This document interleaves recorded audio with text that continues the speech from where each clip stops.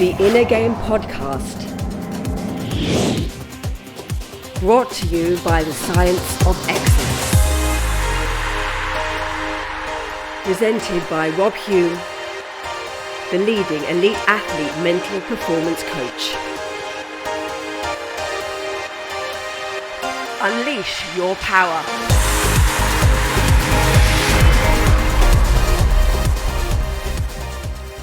Boom, let's go. So I'd like to welcome a very special guest onto the Inner Game podcast tonight. We have Wales' own Jordan Hart.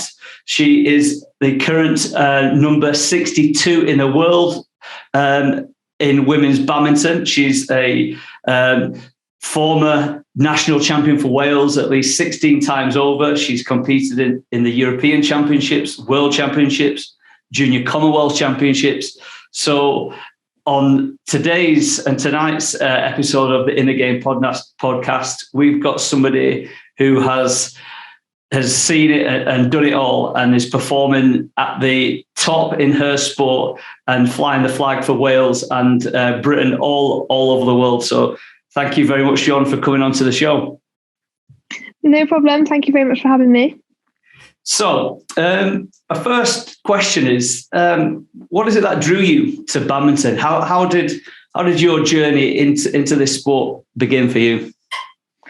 So I do tell this story quite a lot, because obviously it's probably one of the first questions that people ask, like why badminton, how badminton. So, actually it was pure luck. My dad, basically as a child, my friends and stuff will know this, so it's okay to tell. So I was really overweight as a child, like quite overweight. I've always struggled with my weight, but as a child, I was really overweight. And basically, my dad is from a sport background, really keen, sporting man, a former boxer himself. My family is around sport all the time. So basically he didn't want me to, he always wanted me to do sport, but he also didn't want me to be unhealthy, overweight when I didn't really need to be. So basically we used to go swimming. My dad used to take me, my dad did everything with me. And we were leaving the swimming pool one day and there was a badminton club starting. And basically my dad is basically, for me, when I was growing up, it was throw me in at the deep end. So he just shoved me in this badminton class. I didn't really have a option. It was you're going in there. And I didn't look back really. I took to it quite well. And the journey kind of started from there, really. It was a bit of luck. Brilliant.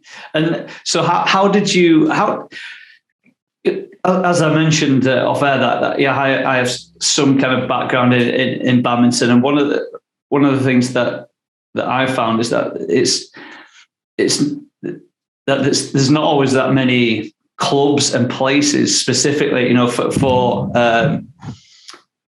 the juniors to actually go to. How was that for you when you started to develop this interest in it? Did you have like local badminton clubs that you could join? Was that quite easily accessible for you, or? It was, in terms of locally to me as a beginner. I remember just going on a Saturday morning and paying I think it was 50p. I think we literally paid 50p and we just went and we played. There was people that run the badminton club, but because I'm from quite a remote area in Wales, I'm from Pembrokeshire, so I'm literally as west and as south and west as you can get. We always make the joke that where I live, you can see because the ferry goes from my town to Ireland. Right. So we're literally the bottom, middle of nowhere. So in terms of a beginner level, it was okay. But when we started getting into it and when we started progressing, there was the next stage of that was then to go to for example, Cardiff, which is a 2 hour on a good run journey for me. And all the tournaments, the first lot of tournaments that we started to do were all in England. So basically, it was up to my mum and dad to ferry me around for the best part of 10 years until I could drive. that was on them to do that. So I was just lucky that I had parents that were willing to kind of do that. Yeah. And can you walk us through kind of what your progression was as you said you've won all these national titles. At what age did that kind of success start for you? What age were you really like knocking on the door at being one of the best in your country? So I started when I was 8. I started my 8th birthday because my little sister was born the day before me. So my mum was actually in hospital with my little sister, and it was my dad's job to look after us.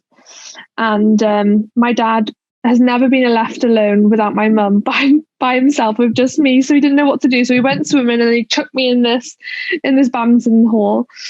And I would say that around 11 and 12, we started to figure out that actually I was pretty okay at it. I was a child that did loads of different sports. Like I said before, my dad not made me, but it was like a thing that we did everything, any after school club, anything, we were doing it. And I think my mum and dad sat me down at about 12, 13, when I'd started becoming like quite good in Wales. I was becoming national champion in Wales. Basically sat me down. I was quite young to sit me down and said, okay, if we're going to do this, we're going to do it 100%. And this is going to be everything we're going to do. And if you want to go ahead and do it, then fabulous, because it's going to be a lot of expense. It's going to be a lot of time. And it has been the expense. It's taken over our lives since that day. Yeah. And yeah, so then I progressed. So I was quite early national champion and stuff like that. I was quite early, like you said, became British champion when I was younger, and I was doing well in and around the UK. So then the next step around 13, 14 then is to start going into Europe to play against all the different countries to see where you stand. And we were doing quite well. We were winning some European tournaments and stuff like that. Yeah. And then you just keep plodding then, really, and you go to bigger level tournaments around Europe, and then Europe turns to outside of Europe, and that's kind of, yeah, and it just gets bigger and bigger until you get to like the kind of level that I'm at now, really. No, fantastic. Who were your sporting idols and heroes or heroines then growing up as a child? Were there any specific badminton players or sports people in general, or people outside of sport who were your kind of heroes, heroines? So I think it was never really badminton players, because I never really started to. It's not like when you're for example, a young boy or a young girl, and you start football, and you kind of know of the top stars, and you kind of maybe start football because you want that to be the end goal. I started badminton because, like I said, my dad chucked me into the class. So I didn't really know of like any of the big type of stars to start with or anything like that. But I'm Welsh, of course, as we said. So for me, my dad was a keen boxer. So Joe Calzaghe was a huge one. Rugby as well. Like I would go to watch rugby all the time with my dad. So rugby players, people like Scott Quinnell, people like that, Neil Jenkins, like Welsh, like old school Welsh rugby players probably. But actually, now that I'm saying that, they're probably more like guys rather than women. And I think maybe that would be because I would say I'm more of a tomboy. So I would think I would relate more to like the guys in that sense, like, and also all my career and the way I play badminton actually is more like a tomboy style. So I would probably say that's why. Cool. I mean, there's certainly some great Welsh icons that you've named there. Joe Calzaghe, I always loved watching him fight, and I've always felt with Joe that he never quite got the credit that he deserved, really, to go his entire career undefeated. It's ridiculous. Yeah, I think like if he was in the current day, like because of like all the the hype around boxing and stuff like that now, he would literally be like an absolute superstar. But it wasn't as it wasn't as glamorous as it is now, I think. So that's probably why. Yeah, I agree. And I think there's one or two people that are a bit too scared of him dodging him as well. So I don't think... Yeah, for sure.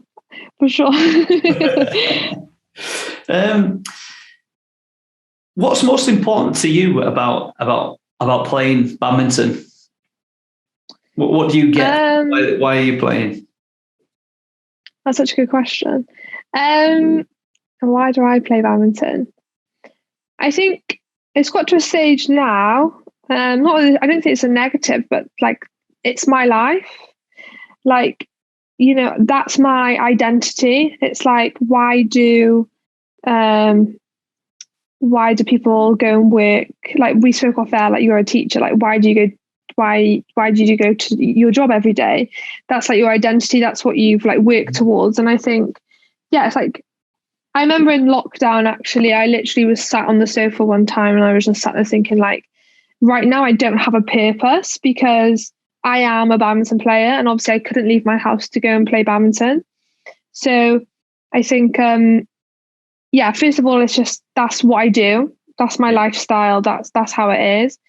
And I do enjoy, I am competitive. I do enjoy the fight. I do enjoy like the thrill of the fight on the court. I think badminton is really complex. I think people maybe don't understand how complex it is. There's so many variables and there's so much going on, especially I'm a singles player. So to stand on that court alone and have to battle that other person, there's so much that goes on in that. And also a little bit like for my family and stuff as well. I think I don't play badminton for them, but they literally dedicated their whole lives for me. Yeah. They gave up literally everything so that I could be a professional badminton player. So I also owe it to them to give it the best that I can give it for my career, because their whole life I'm 27 now. So the last 20 years of their whole life has been about me, basically. That's a fantastic answer, Jordan. That it really is, honestly. Thank you. great to hear you say those things, and as you say, for you and your sport, there, it's going beyond yourself, isn't it? It's not just you that this is about. Obviously, a lot of it is, but it's as it is with so many athletes who are striving and do make it to the top. It's never just one person, is it? It's never just the person that's out in that sporting arena. There is a team of people a bunch of people along that way that have helped, get that athlete there, isn't there? Yeah, for sure. I think you see it more. For example, like we spoke, like your background's a little bit in tennis. Like you see that more in tennis, because tennis is more like the individual, but there's always that like team environment. And to be honest with you, before, I won't go into too much detail because it's so long-winded, but basically before lockdown, I would play under a Welsh flag. And basically after lockdown, my coach was offered the job to be head coach of Poland. So I then left Wales to go to Poland and live there, and have a Polish changed to having representing a Polish flag. Right. For many different reasons, like COVID, Brexit. There was loads of different things, but I went from an environment of a really small group, like my parents, my coach, like a really small, and we were doing really well. And then COVID, a little bit of disruption, and I moved to Poland, and I went into like a national squad environment rather than this team like you see in tennis and what we had replicated ourselves. Yeah. And I was there for around a year, and I really struggled with this feeling of the larger national squad rather than what I was used to in my team. And now I've come back to the UK recently, and now I'm starting to get that team again feeling. And I think that for me works, and that is also why I think that answer is very much like it's about me, but it's about the team, because I really value that situation. Yeah, it's just something that you mentioned a couple of times there, and I think it'd be really interesting for anybody, whether they're involved in sport or not, to touch on. It's just how you found the lockdowns challenging for you in terms of, being a professional badminton player. What were some of the how did you deal with that? How did you still keep that desire, that motivation to keep playing this sport that you love whilst there's so many unknowns, uncertainties, and because there's a number of athletes who I've worked with who's during that period of time their motivation dropped there. As athletes, you've always got your eyes on targets, goals, and then all of a sudden that just got taken away from the vast majority of athletes, didn't it? What were some of the particular barriers that you faced, and how did you strive to get over some of those? So I think for me, I'm somebody that gains confidence from hard work. Like, my psyche is a little bit like, if I know that if I go to a session and I underperform, or maybe, I wake up and I'm tired that day and, I don't actually get the best out of that session, that mentally will really affect me. But not just that day, like, say if I have a tournament in a few weeks from then, if something starts getting wrong, consciously or subconsciously, I'm always thinking back to that time. It could have been like 3 weeks, 4 weeks before. So I'm a little bit like some people think I'm a bit mad, but because I am so, that's where I get my confidence from is the graft. Yeah. And I think that also comes from like how I've been brought up with my dad, because of how he is hardest worker in any room, and the type of sports that I've been brought up around are like grafty sports, if you get me. Yeah. So for lockdown, for me, mentally it was tough, always knowing that I really wasn't able to get, for how much we tried to get out of my training. Nothing is like being on a badminton court and really putting that graft in. I can go for a run, I can do a bike circuit, I can do some weights in the house, but nothing is like that feeling of just being absolutely dead at the end of a session, which is where I gained my confidence from, like we said. So I really struggled in that sense. And like you said, also, I am very goal orientated, not so much long term, more like I can only see probably 3-4 weeks ahead of where I am. But so maybe that made it worse, that because I am a short-term goal person, I didn't really have anything to work towards. But like we said before, my whole personality and life is Jordan Hart, the athlete. So I didn't lose motivation in sense of being like training and stuff like that, because that's all I know. It was more, I would lose confidence in what I was getting out of my training. Yeah. And also probably that, like we in the end we were entering tournaments and we wouldn't know if they were going. So we were planning to go and then they get cancelled and stuff like that. So those are probably the factors that I had to contend with. Great, thank you. With the podcast being called The Inner Game, obviously there's a big element of what I like to talk about is the mental side, the psychology. And I ask everybody who comes on the show, what percentage do you believe being able to perform at the highest level, which you are, is about the mental side of it, and which percent would be physical? How much do each of those two factors, in your opinion, affect your performance? Is it the physical or is it the mental? As a percentage, could you try and explain what you feel that it is to you? So I think for me, it's a difficult one, because the mental affects the physical and vice versa. Because I gain my confidence from the physical aspect, then I guess I would have to say probably 50-50 for me, because my mental strength is based on my physical. Like, I know that I can turn up to a tournament. Like my coach always says, if I'm 5% off my best, I can lose to anyone. But if I'm on it, then, we've got a game on our hands. So if I'm not feeling mentally strong, then my physical doesn't work, because I have to back myself in that situation mentally to get the most out of my physical. So I know I've played matches where probably really recently, where maybe I've had like a bad period of training or something like that, and then I go to the tournament consciously or subconsciously. That hugely affects my performance, sometimes consciously, sometimes subconsciously.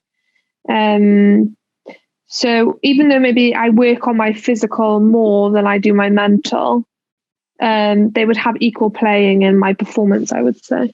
Great. And how do you prepare mentally before you go out to play? Is there, how much sports psychology or mental performance coaching do you actually have? And does I know you've mentioned that you've changed flags and you're not with Wales and Britain anymore, but whoever it is you are kind of assigned to, is there much sports psychology, mental performance coaching done within those organizations to specifically help you prepare, or is it left up to you to kind of just sort that out for yourself? I would say that actually when I was under the Welsh flag, I, as a junior, when I was a junior, there was none. So there was no support psychology wise. As a senior with the Welsh flag, I would say there was around, if you put it into percentage, I would say 10%. Like, I would be potentially be able to access someone, but they would be also assigned to like loads of different sports, and there was no continuity or anything like that. Actually, as a senior under the Welsh flag, I went to Loughborough University. Yeah. And actually, I would say that Loughborough actually had quite a substantive support program, probably better than what I could have accessed before I went to Loughborough. Yeah. So I did have some sort of support from there. Obviously, I was only in Poland for a year, and obviously that is a language barrier and stuff like that. So I would say that if that is something that I want to look into, it's kind of have to be done off my own back. But also, my coach was a former, he was number 13 in the world men's singles player. Right. So I also can access like his support a lot, because it's somebody that's been there and done that. And for me as a person, I really relate to people that have had similar experiences. And I know sometimes that's not great, because obviously not all sports psychologists have been elite athletes, or not all sports nutritionists would have been elite athletes. And I understand that. But I think for me as a person, it's a lot easier to relate to, especially because he was a badminton player, to relate to somebody that's literally been on the court and literally felt those experiences, how much I have felt. So yeah, actually, and I also know like some of my peers, like from England, for example, like English badminton players and stuff like that. I know there's not a huge amount of access that they would be able to have from an NGB point of view in terms of sports psychology. You kind of have to, in my sport, because it's more of an individual based sport, you kind of have to like go out and get it yourself, if you get me. Do you think it's something, within the sports organization, do you think it's something that should be given a higher priority, something that should be or could be given, more giving out more support to people?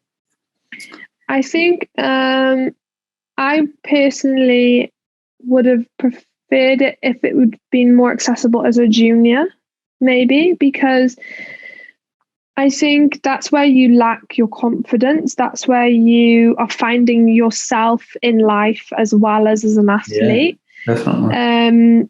I think it's, and of course, I mean, you're still finding yourself and figuring out who you are in your 20s. I'll probably be 30 and probably still be trying to figure it out. But, but I think like it's all about like building the foundation to then be able to recall on that as you get older. Because also I think it's difficult once you're set in your ways when you're older. I think it's also more difficult to try to break habits and break those type of stuff as well, I think. I certainly with my experiences and my backgrounds, I often get asked the question, at what age will you start working with somebody? What age will you start teaching them these techniques that you teach? And I say pretty much what you're saying there. The younger, the better, because the younger you are, the easier it is to the mind is open. The person's mind is more open as we get older. Experiences, life happens, and that kind of door begins to close somewhat. And unless you really know how to start to change a habit, to change a belief, once a belief is set, once that belief has been wired in subconsciously, unless you go to somebody who knows how to change that, that's going to stay with them forever. And so the younger that people start learning mental tools and techniques, you can cut those problems off at the source before they begin. Whereas many people's and many athletes' challenges and problems that they got, are often things that have been with them for, 15, 20 years, that have just kind of started as one small incident, one event, one memory which happened, and that memory then gets replayed in the mind. They think back to this thing where this one thing happened, and they think about it and remember it and hear it and feel it, and they keep recycling it. And in the end, that becomes a hardwired memory, which can then affect their beliefs, which can then affect their performance. And so many athletes who I've worked with have had this, this event, this occasion, this lack of belief about themselves in certain situations, and they haven't been quite sure why it's even there until you kind of open that door, if you like, and go in and find out that somebody said this thing to you a long time ago, and you didn't realize that it was still affecting you all these years later. And so, I definitely agree that the younger that athletes get access to sports psychology help and mental performance coaching, the better it is, because it just frees them up to just, so their future careers, their future performance pathways are just not inhibited by, as you said, these habits, these traits that are actually disempowering to them. But I can certainly understand how you feel more, what's the word I'm looking for? How, how you mentioned how the fact that your coach has been there and done it, and how often, many other people in sport, nutritionists, strength and conditioning coaches, psychologists, they haven't walked that path. They've not worn your shoes and been in those moments to truly know how it feels to be, I don't know, one championship point away, and then to feel the pressure of that, your coach, did you say it's a man or a woman? I couldn't. Yeah, it's a man, yeah. He knows, and you know that he knows as well. So that he's got wisdom, hasn't he? And that's a really powerful tool in itself, isn't it? I think that also relates to what we're talking about. Like, so as I've got older, I think I'm more closed off, and I'm more a creature of habit. I also gain a lot of confidence from repetition and doing the same. If I have a process that works pre-tournament or during a tournament or whatever, I think that I'm somebody that doesn't want to break that habit, which is also a sign of me as I've got older. Because and also how we're talking about me speaking with my coach and I can relate more to him because he's kind of been there and done it. I think if you'd have spoken to me like 5-6 years ago, I probably wouldn't have made a statement like that. Right. But because I've got older and I'm more found my groove and found my groove and stuff like that, then I'm more closed-minded, if you get me. Yeah. Whereas if we'd had this conversation 5 years ago, I'd have been like, yeah, like I would speak to anybody about that situation because they know better than me, blah, blah, blah, blah, blah. But now I'm more closed off in my thinking, which is probably not the best, but is a product of being older, I think, as well. Yeah, obviously it has its pros and its cons, doesn't it? Because if you go and ask, say you have some performance related problem that you've got and you're not sure what to do about it, so you go for advice and you go and ask 10 people. Those 10 people could tell you 10 different things, and half of those could give you awful advice, couldn't they? Because, as you say, if they haven't really walked in your shoes and been in similar circumstances to you, and they're just giving you an opinion based on their own beliefs, which may be limited in themselves, and you do have to stand guard, I say, at your mind as to what you let in. And I think, I think we all, everybody should question everything, yourself, other people. And by doing that, you will then kind of get closer to the truth. So, yeah, I remember speaking to a footballer who I worked with, who he left our country to go and try to make it in a different country, and he was really, and it got to the point where it was going okay for him out in this foreign country, but he started to think, should I come back? Or and he asked family, friends for advice and things like that, and in the end, it didn't really help him. He said, I think his answer to me, or what he said to me, was it more told me about what type of person they were than actually gave me any advice as to what I should do, if you know what I mean. Because you couldn't then relate to them. So I can certainly see what you're saying there, Jordan. Yeah. Have you ever had a match, a tournament where the pressure or the occasion kind of really got to you, where you weren't able to, in that moment, do your thing? Yeah, for sure. I think even recently, so for example, the first tournament after I changed my flag from Wales to Poland was actually in Poland. It was like Polish Open, and obviously it was like quite a big deal that I changed my flag, and obviously I'd moved to Poland as Welsh number one, and then I became world ranked Polish number one. So there was a lot of pressure to perform. And I didn't, and there was a lot of eyes on me.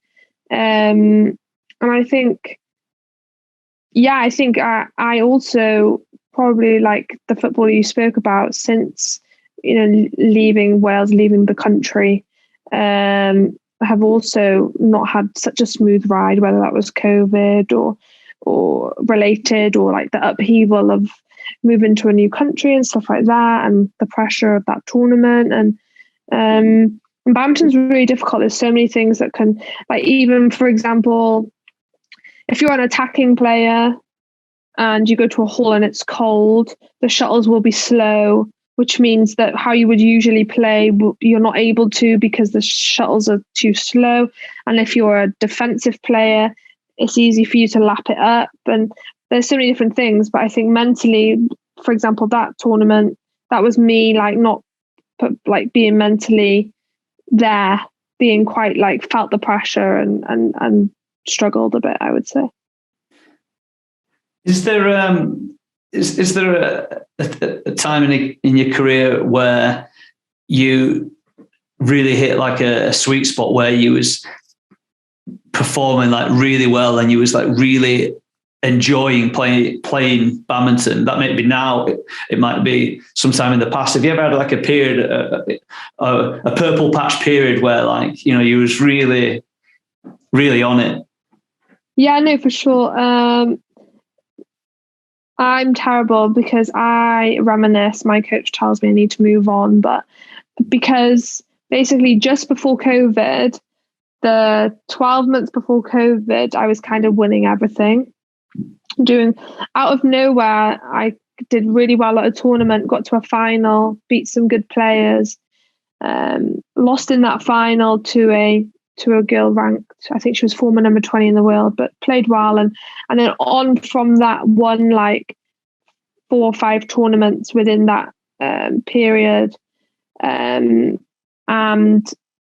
also beat people that maybe I shouldn't have in bigger tournaments and stuff like that. And then actually COVID kind of stopped me in my tracks, which was very inconsiderate of it. Yeah. So yeah, no, and yeah, that was probably my purple patch. And that was like, there was obviously ups and downs, but it was like me just traveling the world and just smashing it really in that time. I was doing really well, and it was really good. When you look back at that period now, then how were you doing it? What when you if you can step back into yourself back then, how were you performing back then, that in a way that perhaps you haven't quite got up to that level again now, if that is correct? Yeah, no, I think at post-COVID I've been like so up and down, I would say. And I think that is also COVID related, because like we said before, I get my confidence and when I'm in my groove and I'm grafting really hard. So because COVID has stopped me in my tracks and I've had to kind of start again, I have found that my results have been really inconsistent. Sometimes it's really good, sometimes it's not good.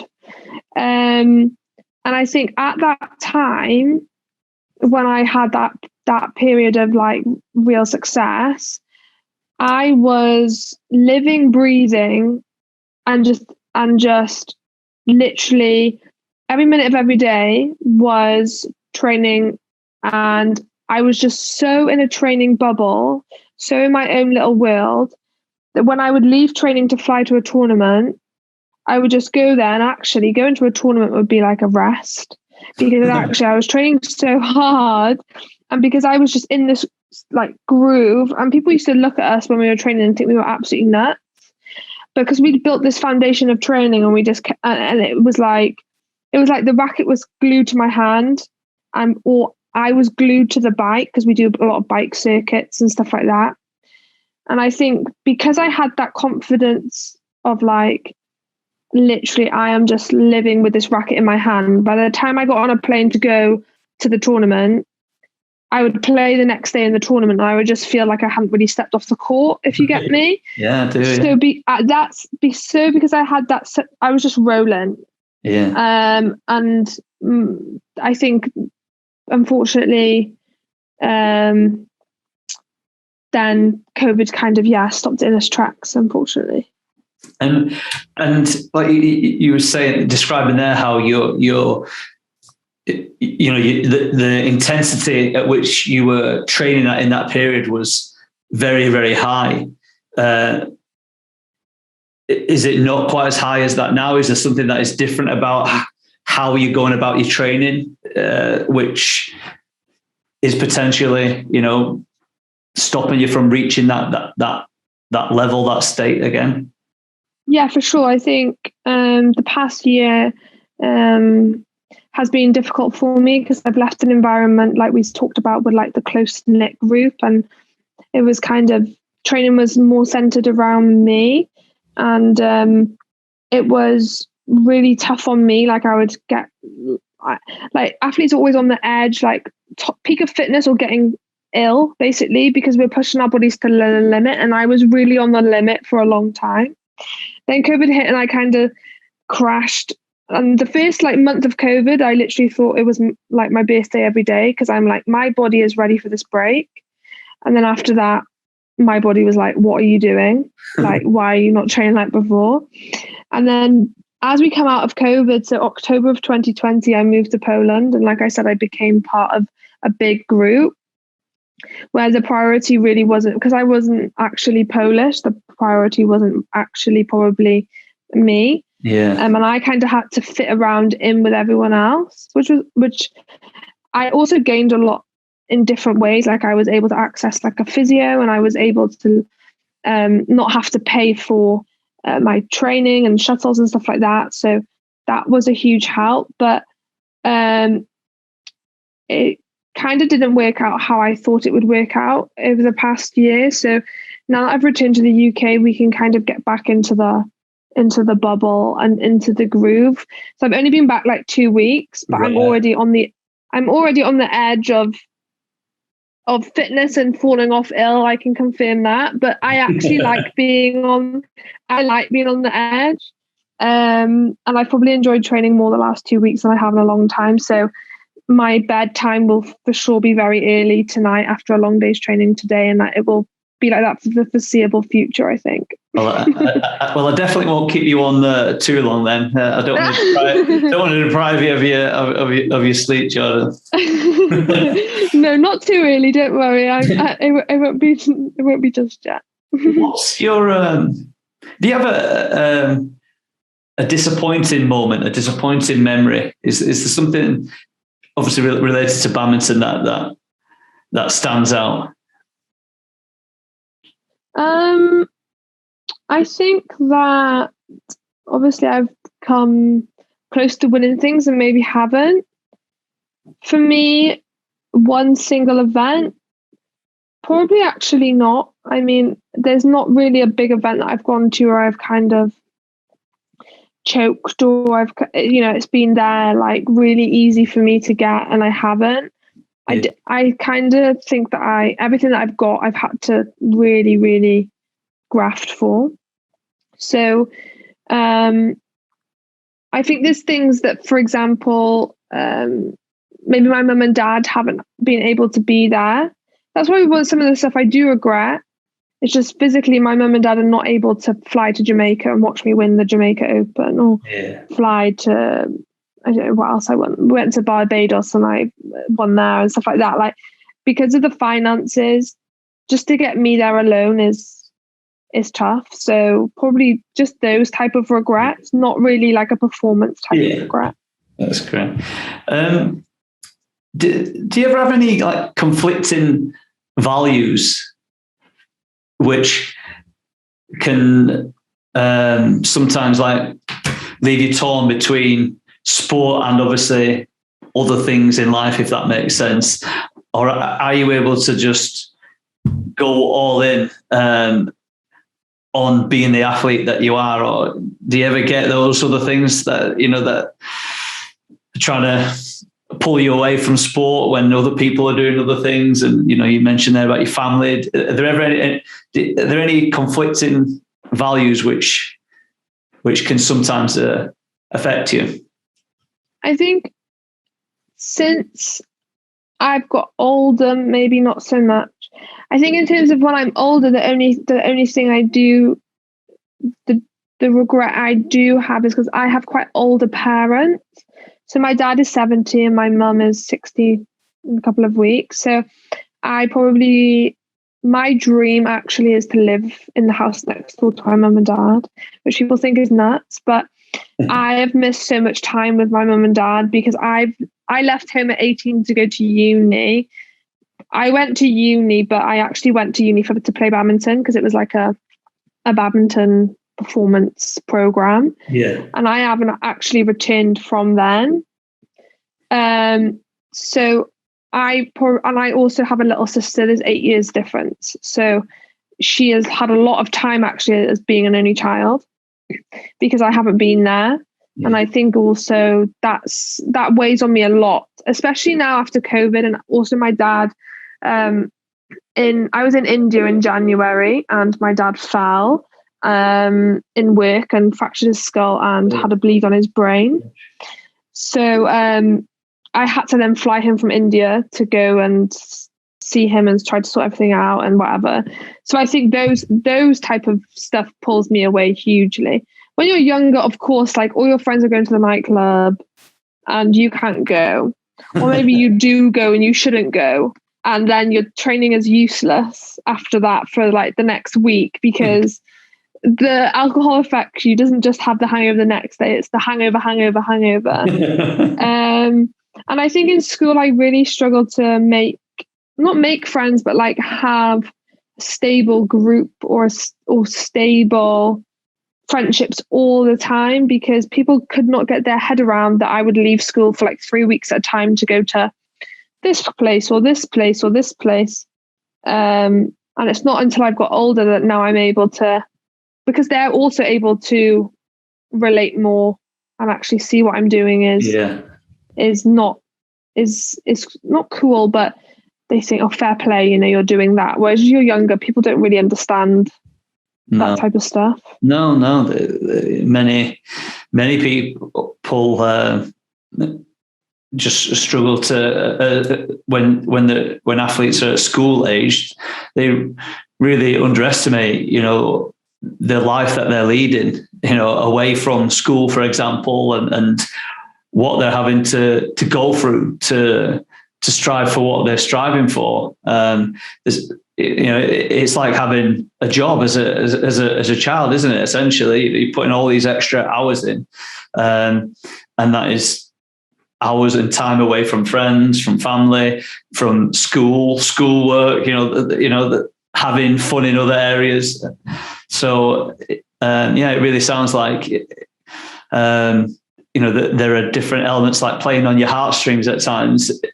Yeah, for sure. So, but I'm sure you would say that, if you didn't go all in like you are, that when you hit an old person's age like myself and you get in the 40s, you'd look back and regret it, because it still is a short window of time, isn't it, that you've got to be able to do what you're striving to do. It's sport in general is not a long career, is it? No, for sure not. And even now I'm still playing and like, for example, when I was 18, I had to have an ankle operation because I broke my ankle playing. And I even now think, if you'd have worked harder in your rehab there, where you would have had an extra 6 months of training, and you're so stupid for not doing that. And I'm still an athlete and still competing. So I think that's why it's only since I've got older that you value the all in type of feeling, and how much that'll matter after you finish. Yeah. Do you have a performance? Is there a standout performance, a defining moment that you've had in your sporting career, where it might have been something which was, a success that you had, or something which occurred, which happened in your life or in sport where it kind of just something changed for you? Have you got any moments or memories like this at all, Jordan? For sure. I think a moment in my life that I was like not sport related, it was like a personal moment, but then impacted my sport. So I, without sounding like Jeremy Kyle, I was engaged and had a very long-term boyfriend, and I, around the age of 23, it was time to decide whether I wanted to move back to Wales, get married and live that life that actually all my friends were doing, because I saw my friends on the weekend, and my friends have children and all at a completely different stage of their life to me, running around the world. And also, I had to make the decision whether I was to move back to Wales and do that, or whether I was to give up that person, give up being engaged and all that kind of life, and then literally go all in badminton. Yeah. And I chose to go all in badminton, which clearly now is the correct thing to do, because 12 months after that, I won my first tournament. I climbed, like, in a year, I moved from like 120 in the world to top 70 in the world. Yeah. And that purple patch that we talk about was literally like 10, 12 months after I made that decision. Right. And if I'd have gone the going home route and gone that way, my life would literally be completely different. I never would have had the experiences that I've had over the last 3 years. Hindsight's great now. I can sit here now and be like, yeah, great decision. Well done, George. Yeah. But like, obviously at the time, it's like the most mental decision. And obviously you don't know if it's going to work out, but I believed in myself enough to take that chance. I owed it to my parents to give it that chance. I believed in my coach, that he was able to help me progress into the stuff that I eventually ended up doing. Hindsight's great, isn't it? But it's good.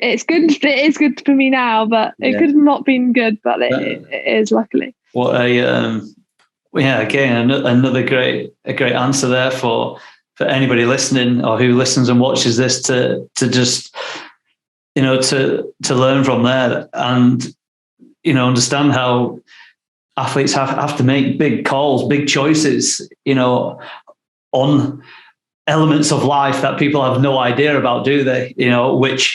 Which is adding more kind of pressure to their performance, all these other factors that the rest of the world doesn't have a clue about when somebody like yourself is stepping out on the court and maybe isn't quite on it that day, because there's these other lifestyle factors going on there as well, isn't there? And that in that moment, having to make that call must have been one of the biggest you probably had in your life at that time, wasn't it? Yeah, for sure. I think still probably one of the biggest. One of the things which my coach can't relate to is that when he was a player, he could step on the court and no matter what was going on around him, he was so single-minded that literally nothing else mattered. He could block out everything. He's a very mentally strong person. Mm-hmm. And he could block out everything that was going on and he could just go on that court and perform. Whereas maybe where he's not so understanding in my situation, not at that time, but like in general as an athlete, the smallest thing can affect me. Like the most ridiculous, like I can have an umpire coming on my court that maybe I've had a run in with before I don't really like. That even that can put me in a bad frame of mind or a bad mood or I know it sounds nuts, but I think as an athlete you do have to be a little bit nuts. Like, for example, if I haven't had the correct type of breakfast that I would like to have before I played, down to those fine details is stuff that will affect my performance. Now, he literally can't understand that because he's like tunnel vision, like boom, boom, boom, no problem. But yeah, that's how I guess, like we always, especially the singles player, we always say, you have to be nuts to step on that court by yourself and like lay it all bare on the court and just go to battle. So I am a bit of a crazy singles player, unfortunately.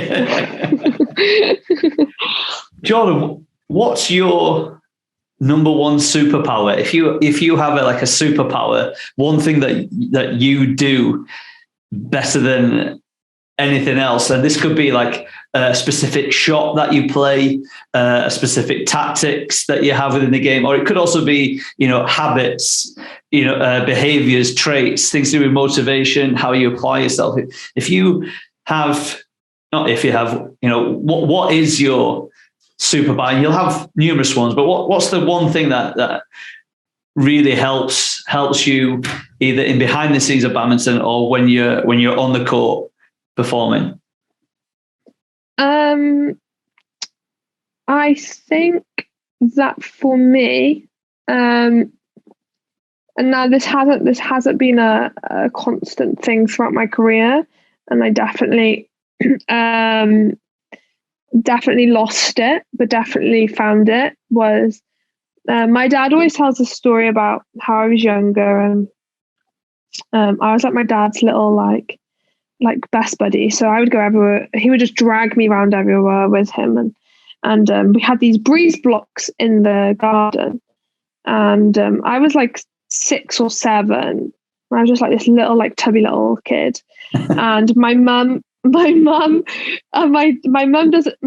natural let's say my mum's not a natural athlete. My mum's maybe not such a natural like strong, like as in like picking up like grafting. And yeah, my mum is a superhero. Don't get me wrong. Sorry, mum, because my mum won't watch this. But my mum is more strong, like emotionally and mentally, and she's a clever lady. Whereas my dad is literally like get out in the mud and do hard work. So my dad always tells a story that literally it was raining, and my dad said, go and pick those and go and help me move these breeze blocks. And I was out there all day, and I was just moving these breeze blocks all day. Didn't say no, dad, didn't say whatever. And I just did it. And that's because of my dad, because my dad showed me that that's what you do.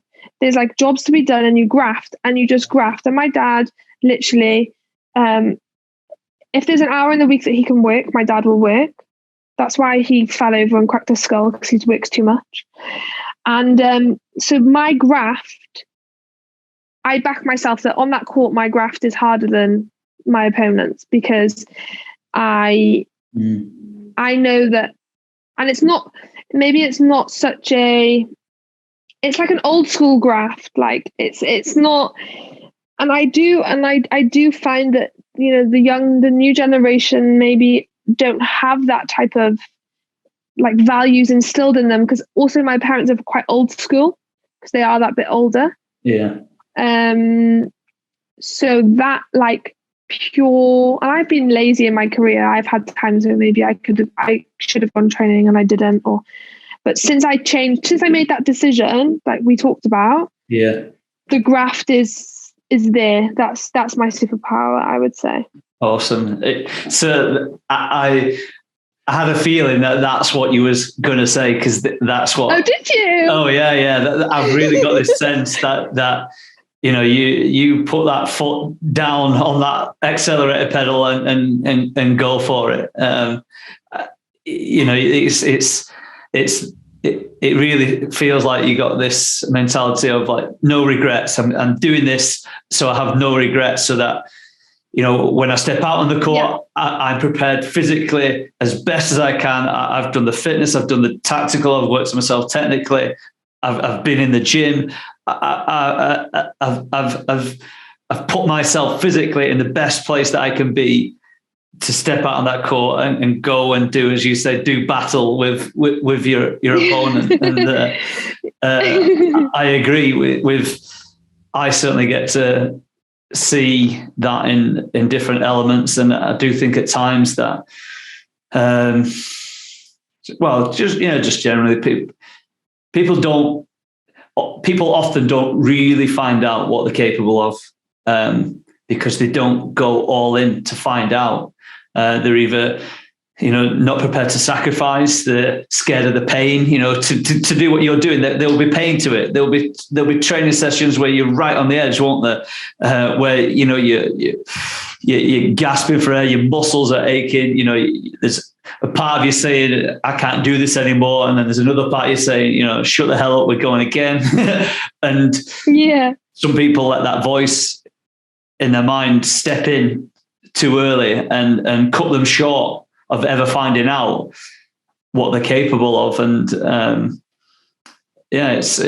you've certainly got a really powerful story here, Jordan. I hope there's some thank you. some junior girls, junior boys out there, thinking, whether it's in badminton or different sports, I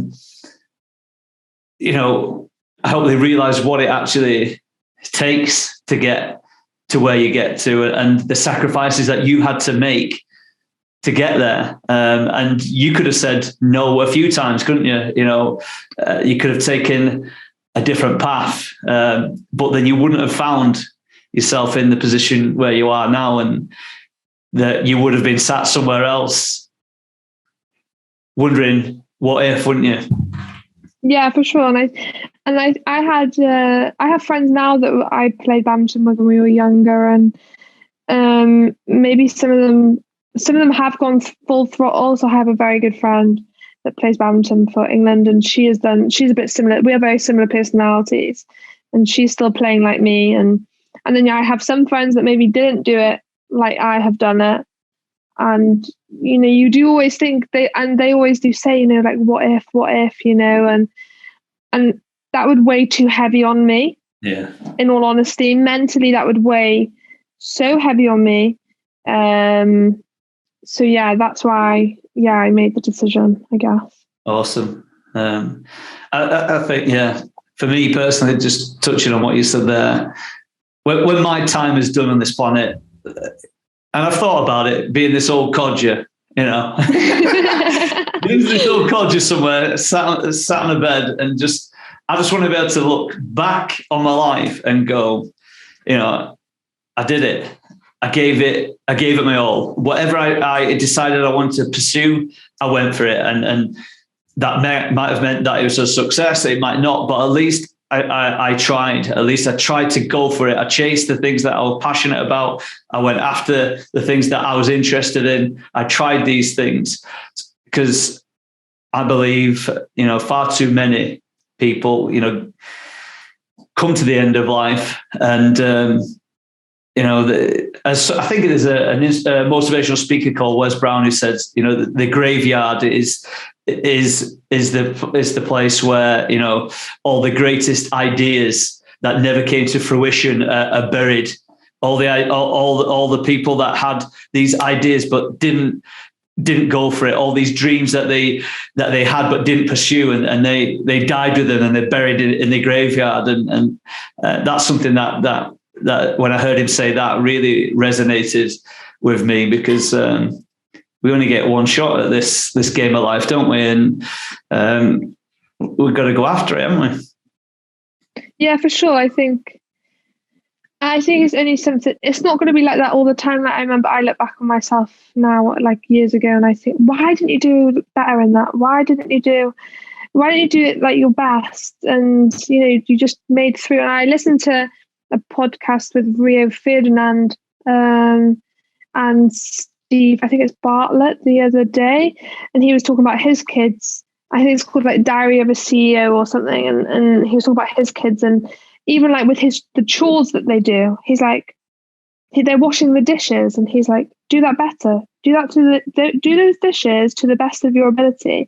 Like, and obviously he's a sporting man, so like he probably has similar values that you're talking about there, like also you being from a sporting background. And I think those are the type of values that my dad wanted me to have. Yeah. And I think my dad related them to being an athlete or being in sport, because that's where he got those type of values from. Yeah. So then, and I think being in a sporting environment, it kind of, not always, but if you're in it a lot, then it kind of breeds those type of values. And I think, I think those are the type of values that he wanted me to have, I think. Yeah. How does sport, and how has the career that you've had in sport helped you outside of sport, perhaps with your family or other friends or other areas, other interests that you have? How, what have you been able to take from sport that helps you in other areas in life? I think I have had to be very independent. I rely on my mum and dad hugely for all types of things.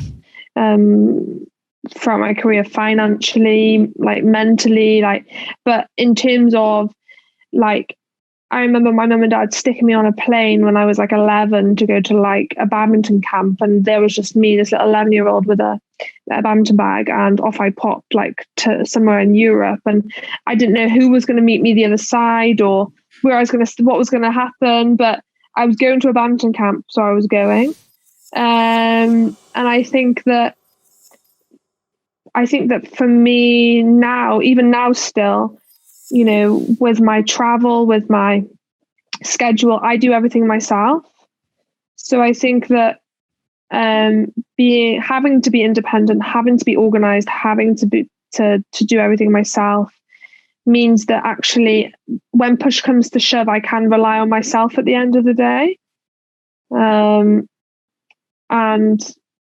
I think that I'm also quite good in, my friends used to always joke, because even like with stuff like job interviews and stuff like that, when I was young, I always had like a part-time job, you know, when you're younger, I was a waitress here, or I worked in a theme park here. And because I was always speaking with adults, and I was always conversing with older people, and when you go to the countries by yourself, you have to talk, otherwise you can't get by. And my friends would be, you always get the job, or just small jobs, but I think that I would always know how to hold a conversation, or know the right things to say, like in terms of how to present myself. And because being an athlete, especially now during COVID, there's so much stuff that you have to do, like, and there's so much stuff I have to organize, and there's so much budgeting and planning, and I'm going to get this flight here and this flight here, that I think, independence is probably like the most important thing for me that I've got from my sport, I think. Fantastic. What piece of advice would you give to your former younger self, which would help that younger you be an even greater success now? If you've had all these experiences, you've gathered these memories, these wisdom, this knowledge, the technical knowledge that you have, the tactical knowledge that you had, the experiences that you've had from the matches that you've won, the ones that you haven't quite got it. You've gathered up all this wisdom to this point. If you could go back in time, to at some point, whenever that may be, some point in your teenage years, whichever year that would be, if you could go back there with this knowledge that you have now and implant it back into your former mind self, which would help you progress even faster and quicker, what would this be, or what would they be? I think there's like a turning point in, well, especially the sports that I've been involved in, when you get to that end of GCSE age and you're trying to decide whether to go to college, whether to go to sixth form, whether to get a job, whether to start going out with your mates, blah, blah, blah, blah. I think I spent too long trying to burn the candle at too many ends. Yeah. I think there was not enough direction. I was trying to do badminton, I was trying to do this, I was trying to go out with my friends, I was trying to have a boyfriend, there was too many things, and I think I lost a lot of time. And then as I started coming out of that is when I fractured my foot, and then I had a long time off. So I lost, from 16 to 18, I lost quite a lot of time. And obviously, I don't particularly ever want to look back and regret, because I truly believe that everything you do guides you to where you're going to be. So everything that's happened in my life now, the fact that I went out too many times, maybe I met a friend that then will help me in the future, or something like that, yeah. Or me fracturing my foot means that I'm more conscious about the healthiness of my body, so then I haven't got as injured as I would have, or something like that, Yeah. Because I do truly believe that we are guided in some type of way. So I think just don't waste time. Like, time is, and that's also, I remember when you're young and people telling you like, oh, you'll miss school when you leave school, and you're thinking, no, I won't. I hate being in school every day. And people would be like, because when you're young, you want to be old, and when you're old, you want to be young, don't you? So it's like we always want what you don't have. So, I think time is so precious, and I think in my sport, you're able to have. It's a short career, but you can go into your 30s. There are people that are 30 that are playing badminton and stuff like that. It's not like a gymnastics or something like that, which is a really, really short career. And I know it's easy for an older person to say, like, don't waste time. But yeah, probably don't waste time. And maybe the wins that I had would then have come a little bit earlier. But then you never know, because I never would have made that decision. And what I mean? So. Definitely. Great advice. Last two questions before I can let you go get that sleep after a hard day's training, Jordan. Thank you. What about future targets? What's left in the tank for you? What are your goals? What are some of the things that you're wanting to achieve in the sport of badminton? I think that for me, probably if you'd asked me this maybe like 6 weeks ago, it actually probably would have been a different answer, because I was in Poland in a bit of a rut and thinking, how am I going to get out of this? And craving the feeling of what I was having when we talked about my purple patch, and craving and knowing what it takes to get that, and not being able to replicate that at the time.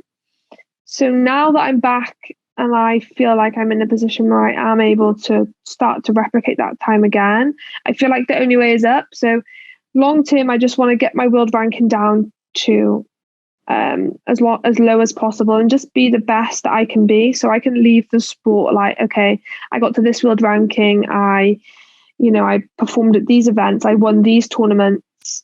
A bit like tennis players, like, when they speak about Nadal or Federer, they say they won this many Grand Slams and stuff like that. So yeah, I think literally being the best version badminton player that I can be, and just get the most out of myself that I physically can. Right now, I feel very physically, touch wood, all types of wood. I'm 27 and I feel physically and I feel good. I don't feel, for example, the Asian players, they are worked to the bone when they're really young, and then they start getting to the back end of their 20s, and there's not many like Asian players that probably have a long-lasting career, because it's a lot earlier they start, and their success is a lot earlier. Whereas Europeans actually seem to have a longer back end career. Right. That's So I think, just get the best out of myself that I can humanly possibly get, and then I can retire happy then, I think. I think that's great advice, and that's something that I like to strive to get across with the athletes I work with and people generally, especially the students as well who I work with. Stop comparing yourself, stop trying to be this person, that person. Just focus. When you focus on being the best version of yourself that you can possibly be, you're going to be happy with that, because you're never going to be as good as somebody else, because that's them, and you're you. Your version of you might end up being a better version of them, but you're never going to be them. And if we as people just focus on being better today than what we were yesterday, then after 365 days of that process, you've gone a hell of a long way in a year, a hell of a long way in 2 years, 5 years, 10 years. So, I think that's, really great advice there, Jordan. Just be yourself, and strive to be the best badminton player that you believe you can be. And that way, the comparison game, because in the end, people lose to that game.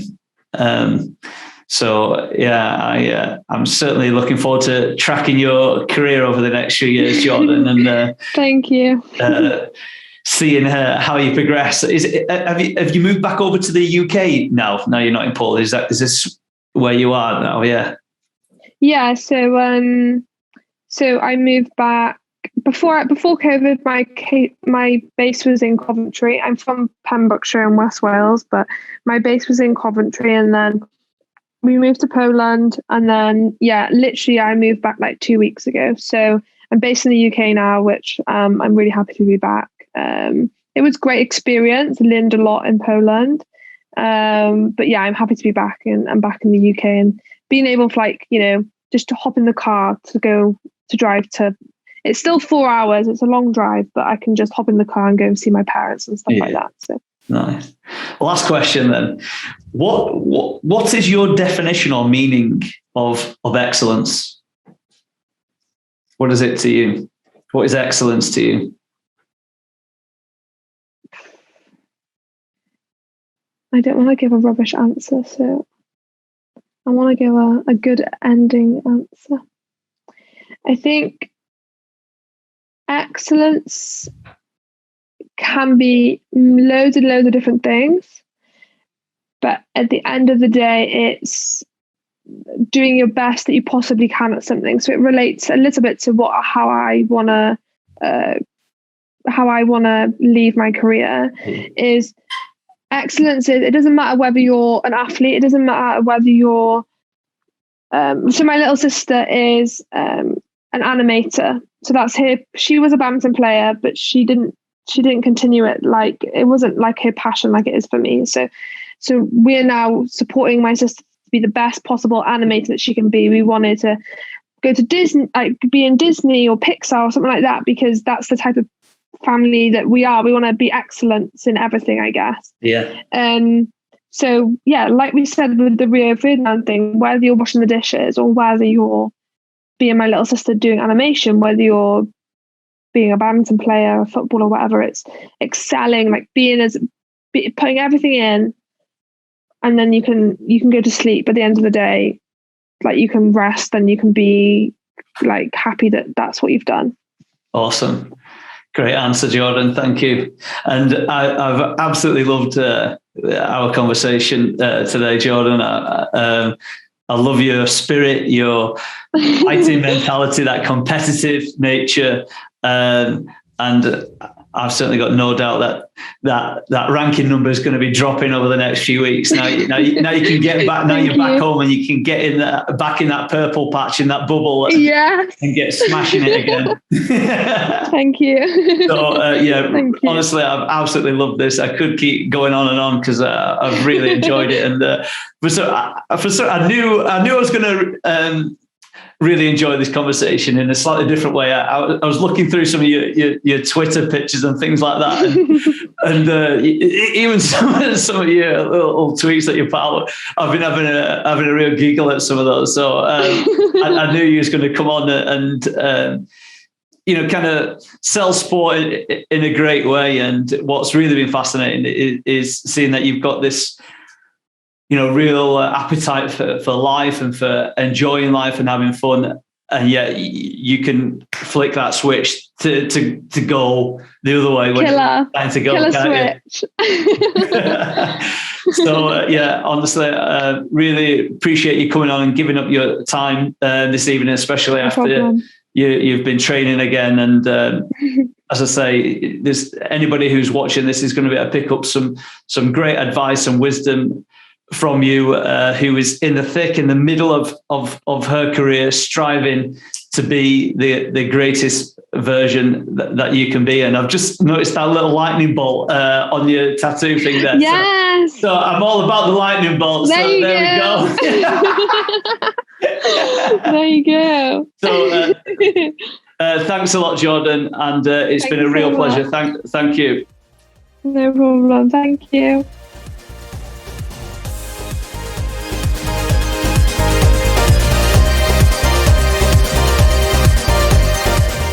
The Inner Game Podcast, brought to you by the Science of Excellence. Unleash your power. Book your free consultation now.